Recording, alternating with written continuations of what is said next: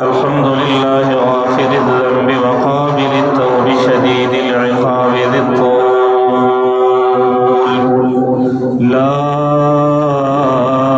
إله إلا هو إليه المصير. أما بعد فقد قال الله تبارك وتعالى في القرآن المجيد والفرقان الحميد وهو أصدق القائلين. أعوذ بالله من الشيطان الرجيم. بسم الله الرحمن الرحيم. ألف لام ميم. ذلك الكتاب لا ريب فيه هدى للمتقين. وعن عائشة رضي الله تعالى عنها قالت قال رسول الله صلى الله عليه وسلم إن عيني تنامان ولا ينام قلبي. صدق الله وصدق رسوله النبي الكريم. لائق سب تعظیم و تکریم میرے واجب الاحترام حضرات علماء کرام، قابل قدر دوستو بھائی ہو، فارسی کا مقولہ ہے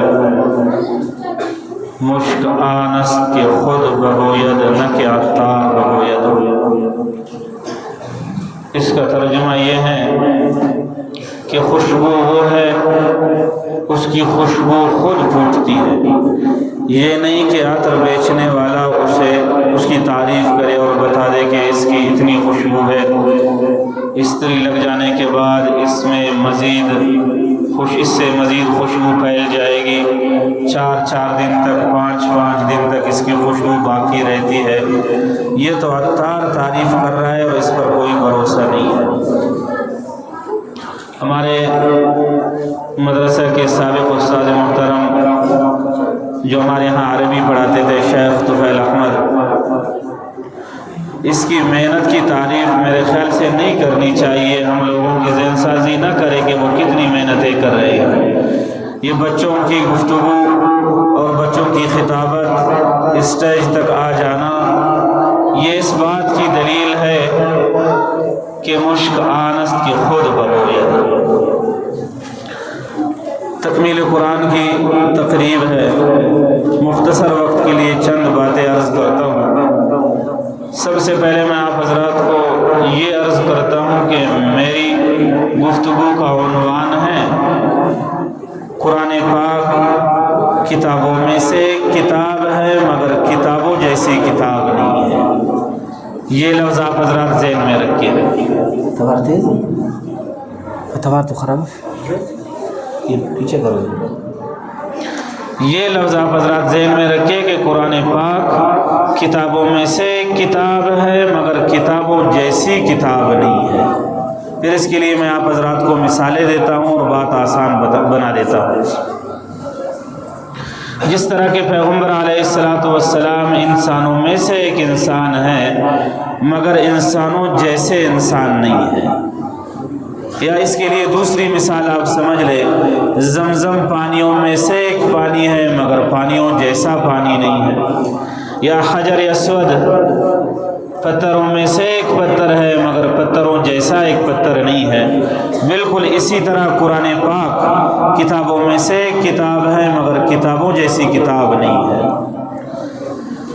حدیث کی کتابوں میں آتا ہے، بخاری اور مسلم میں یہ روایت موجود ہے. ماجی حضرت عائشہ صدیقہ رضی اللہ تعالی عنہا نے پیغمبر علیہ السلام سے عرض کیا، اللہ کے رسول آپ سو جاتے ہیں پھر اس کے بعد اٹھ جاتے ہیں، اٹھ کر وضو نہیں بناتے، بس نماز پڑھنے لگ جاتے ہیں. تو پیغمبر علیہ السلام نے فرمایا ان عینی تنامان ولا ینام قلبی. عائشہ میری آنکھیں تو سوتی ہیں مگر میرا دل نہیں سوتا. حالانکہ قانون یہ ہے کہ جب انسان سو جائے، سونے کے بعد اس کو وضو کی ضرورت پڑتی ہے. پیغمبر علیہ السلام سونے کے بعد جب اٹھتے تو وضو بنائے بغیر وہ عبادت فرماتے، نماز پڑھتے، اس لیے کہ وہ انسانوں میں سے انسان ہے مگر انسانوں جیسا انسان نہیں ہے.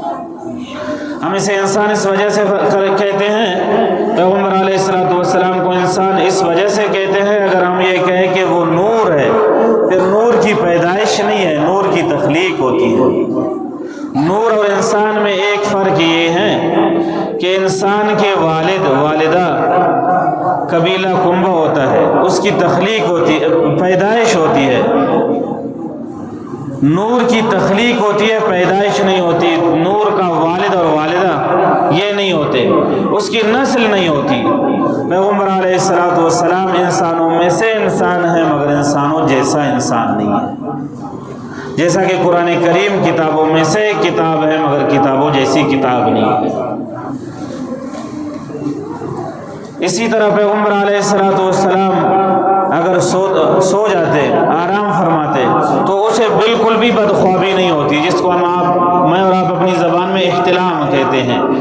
ہم سو جاتے ہیں، پھر کچھ بدخوابی آ جاتی ہے، ہمیں یہی خیال ہوتا ہے کہ ہم نے کچھ دیکھا، در حقیقت کچھ نہیں دیکھا، صرف غسل واجب ہو گیا ہے، اس کو بدخوابی کہتے ہیں۔ پیغمبر علیہ السلام کو بدخوابی نہیں ہوتی، اس لیے کہ وہ انسانوں میں سے انسان تھے، سو جاتے تھے، آرام فرماتے تھے، مگر بدخوابی نہیں ہوتی تھی، کیونکہ انسانوں جیسا انسان نہیں ہے۔ پیغمبر علیہ السلام کے بارے میں یہ بھی آتا ہے، علماء کرام نے یہ بحث بھی چھیڑ دی ہے کہ پیغمبر علیہ السلام کا سایہ ہوتا تھا کہ نہیں ہوتا تھا۔ علماء فرماتے ہیں اللہ کے رسول جب اکیلے جاتے تو اس کا سایہ ہو جاتا تھا، اس لیے کہ انسانوں میں سے انسان ہے۔ جب سب کے ساتھ ہوتے پھر اس کا سایہ زمین پر نہ پڑتے، اس لیے کہ انسانوں جیسا انسان نہیں ہے۔ پھر سب اکٹھے چلتے، پیغمبر علیہ السلام کا سایہ مبارک زمین پر پڑتا، پھر لوگ بھی ساتھ چلتے تو قدم بھی پیغمبر علیہ السلام کے سایہ مبارک پر پڑتے، تو بے احترامی ہوتی۔ سایہ اس وجہ سے ہے کہ انسانوں میں سے انسان ہے، اور سب کے ساتھ اللہ کے رسول کا سایہ ساتھ نہیں ہوتا، اس لیے کہ انسانوں جیسا انسان نہیں ہے۔ اسی طرح حجر اسود پتھروں میں سے ایک پتھر ہے۔ سیدنا فاروق اعظم رضی اللہ تعالیٰ عنہ فرماتے ہیں، حجر اسود کو خطاب کر کے فرمایا کہ رسول اللہ صلی اللہ علیہ وسلم اگر تجھے بوسہ نہ دیتا تو تم بھی کسی بوسہ کے قابل نہ ہوتا، مگر اس وجہ سے بوسہ دیتا ہوں، میں جانتا ہوں پتھر ہو، مگر رسول اللہ نے بوسہ دیا ہے۔ اور پیغمبر علیہ السلام فرماتے ہیں کہ حجر اسود کی آنکھیں ہیں، حالانکہ پتھروں کی آنکھیں نہیں ہوتی۔ پیغمبر علیہ السلام نے فرمایا کہ حجر اسود کا دل ہے۔ پیغمبر علیہ السلام فرماتے ہیں کہ حجر اسود اپنے ہاتھ لگانے والے سے محبت فرماتے اور قیامت کو سفارش کرتے ہیں۔ یہ سب کچھ اس وجہ سے ہے کہ پتھروں میں سے پتھر ہیں، مگر پتھروں جیسا پتھر نہیں ہے۔ اور اسی طرح زمزم کا بھی حال ہے، مزید مثالیں دینا نہیں چاہتا اس لیے کہ وقت بالکل مختصر ہے۔ تو قرآن پاک کتابوں میں سے ایک کتاب ہے، مگر کتابوں جیسی کتاب نہیں ہے، اس لیے کہ کتابوں میں تحریف ہو گئی، تبدیلی آ گئی۔ کوئی یہ نہیں کہہ سکتا کہ زبور اسی حال میں ہے جس طرح کے مل گئی تھی، تورات اسی حال میں ہے جس طرح کے مل گئی تھی، انجیل اسی حال میں ہے جس طرح کے مل گئی تھی۔ ان میں تحریف ہو گئی، تبدیلی آ گئی، اس لیے کہ وہ کتابیں ہیں۔ اور قرآن کریم میں ہے کہ لا ریب فیہ، اس کے زیر و زبر شد و مد میں کوئی شک نہیں ہے تو کتاب مگر کتابوں جیسی نہیں۔ باقی کتابیں کتاب ہیں، مگر ان کو ہم کتاب کہہ سکتے ہیں، کلام نہیں کہہ سکتے۔ قرآن کریم کی شان یہ ہے کہ یہ جس طرح کتاب الہی ہے اسی طرح کلام الہی ہے، اس لیے کہ یہ کتابوں میں سے کتاب ہے، مگر کتابوں جیسی کتاب نہیں ہے۔ باقی کتابیں لکھی ہوئی ملی ہے، تورات کی تختیہ سیدنا موسیٰ علیہ السلام کو ملی، رب نے تلاوت نہیں کی۔ اگر تلاوت کرتے اللہ تبارک و تعالیٰ پھر ہم اس کو کلام الہی کہتے۔ وہ کلام الہی نہیں ہے، وہ کتاب الہی ہے۔ قرآن پاک کتاب الہی کے ساتھ ساتھ کلام الہی بھی ہے، اس لیے کہ کتابوں میں سے کتاب ہے، مگر کتابوں جیسی کتاب نہیں ہے۔ اور اسی طرح قرآن پاک کتاب تلاوت ہے، قرآن کریم کی تلاوت کی جاتی ہے۔ باقی جو آسمانی کتابیں تھیں ان کی تلاوت نہیں ہوتی تھی، ضرورت پڑنے پر کھول دیا، مسئلہ دیکھ لیا، پھر وہ سمجھ لیا اور اس کو بند کر دیا، روزانہ کی بنیاد پر تلاوت نہیں ہوتی تھی۔ اس کے لیے مثال آپ یہ سمجھے جیسا کہ قانون کی کتابیں ہیں، یا علماء کرام یہ سمجھے جیسا کہ ہدایہ ہے، ضرورت پڑنے پر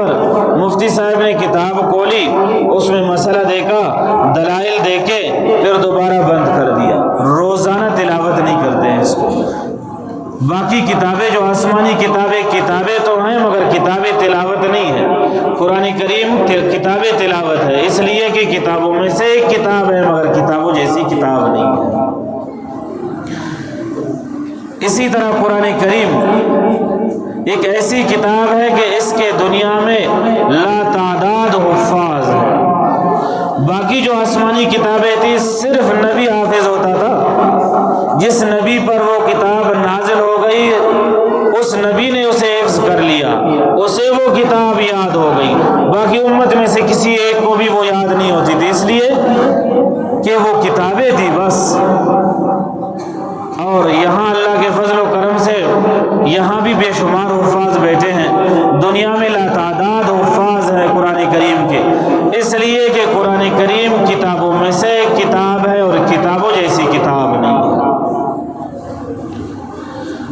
قیامت کا جب وقت آئے گا، علماء اکرام فرماتے ہیں کہ قرآن کریم کے الفاظ اٹھا دیے جائیں گے، صفحے صاف نظر آئیں گے، ان پر الفاظ نظر نہیں آئیں گے، اور ان کے معنی تو باقی رہیں گے مگر الفاظ نظر نہیں آئیں گے۔ کیوں؟